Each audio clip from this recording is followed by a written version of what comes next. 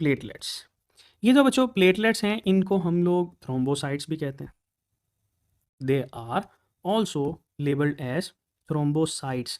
Thrombocyte का मतलब ये होता है थ्रोम्बस फॉर्मेशन, लेकिन ये सेल नहीं है, ठीक है। अच्छा, इनकी जो सिंथेसिस होगी उसको हम लोग फिर कहेंगे thrombopoiesis, that will be labelled as thrombopoiesis, thrombopoiesis, ठीक है। दे आर बच्चों ए सेलुलर, इनको हम लोग कहते हैं they are acellular, cell नहीं है। ए सेलुलर या फ्रेगमेंट्स ऑफ सेल भी कहा जाता है, ठीक है, fragments of megakaryocyte. Megakaryocyte बड़े न्यूक्लियस वाला एक सेल होता है, उससे बच्चों ये निकलते हैं, छोटा छोटा इनका साइज होता है। इनके पास बच्चों न्यूक्लियस कोई नहीं होता, इस वजह से हम लोग इनको ए न्यूक्लियर भी कहते हैं। इनके पास बच्चों पिगमेंट कोई नहीं होता, इस वजह से हम इनको नॉन पिगमेंटेड भी कहते हैं, there is no pigment in it, ठीक है बच्चों। ये काम क्या करते हैं, इनका काम होता है क्या, इनका काम है बच्चों ब्लड क्लॉटिंग।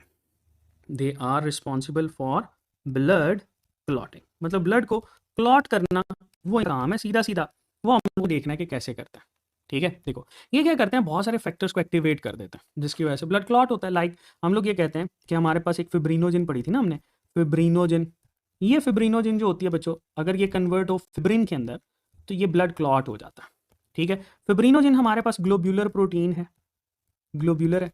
फिब्रिन बच्चों हमारे पास फाइब्रस प्रोटीन है, फाइब्रस, ठीक है, सीधे सीधे फाइबर होते हैं इसमें।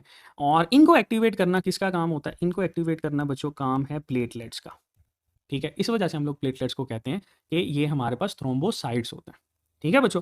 फिर इनके नंबर्स की बात करें तो इनके नंबर्स के हवाले से याद रखना, इनको कहा जाता है कि ये जो प्लेटलेट्स हैं ये 2,50,000 से लेकर 3,00,000 तक मौजूद होते हैं। ये मेल और फीमेल बच्चों दोनों के अंदर ही सेम कंसंट्रेशन में है, ओके। तो ये बच्चों हम लोग इसके साथ एसोसिएट कर रहे होते हैं, बहुत आसान सी चीज़ है, ओके, ठीक है जी। चलो अब इन चीज़ों को समराइज़ करते हैं कि हम लोगों ने पढ़ा क्या है।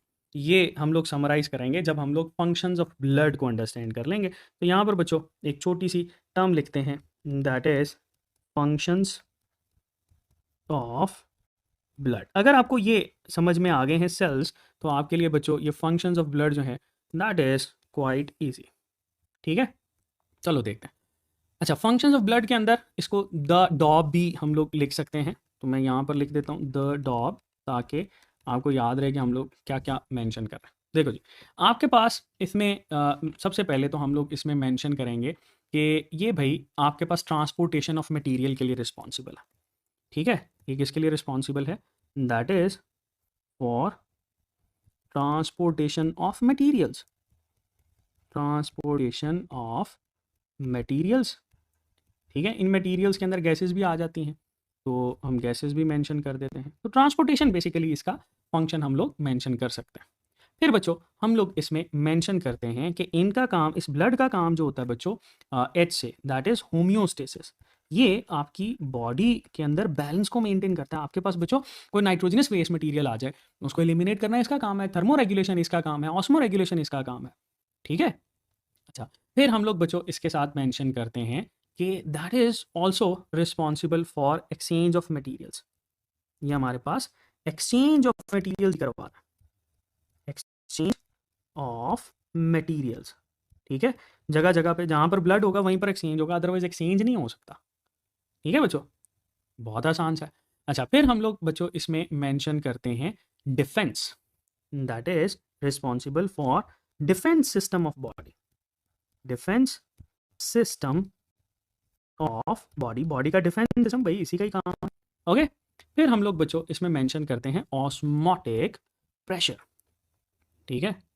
चलो यहाँ पर ऐड कर लेते हैं, हम लोग इसमें मेंशन कर रहे होते हैं ऑस्मोटिक प्रेशर। इस ऑस्मोटिक प्रेशर के अंदर बहुत सारी चीज़ें हैं जो कि हम लोग रिलेट कर सकते हैं, ठीक है, जिनमें से बच्चों क्वेश्चंस भी आते हैं। जैसे इस ऑस्मोटिक प्रेशर का 75% तक जो है वो एल्ब्यूमिन मेंटेन करती है, एल्ब्यूमिन जो है वो 75% तक इस ऑस्मोटिक प्रेशर को मेंटेन करती है। ग्लोबुलिन की बात करें तो ग्लोबुलिन जो है बच्चों ये हमारे पास 25% तक इसको मेंटेन कर रही होती है। और अगर आपके पास फिब्रिनोजिन की बात की जाए तो बेटे ये जो फिब्रिनोजिन होती है ना, ये याद रखना, ये 0%, no role in osmotic pressure. ये सवाल आता है तो इस वजह से इसको याद रखना। फिर बच्चों लास्ट पे है हमारे पास बी बफर। ठीक है, ये हमारे पास बफर के तौर पर काम करता है, that is buffer system. Buffer system क्या है? एसिड बेस बैलेंस को बच्चों मेंटेन करना, वो इसका काम है और कोई नहीं कर सकता।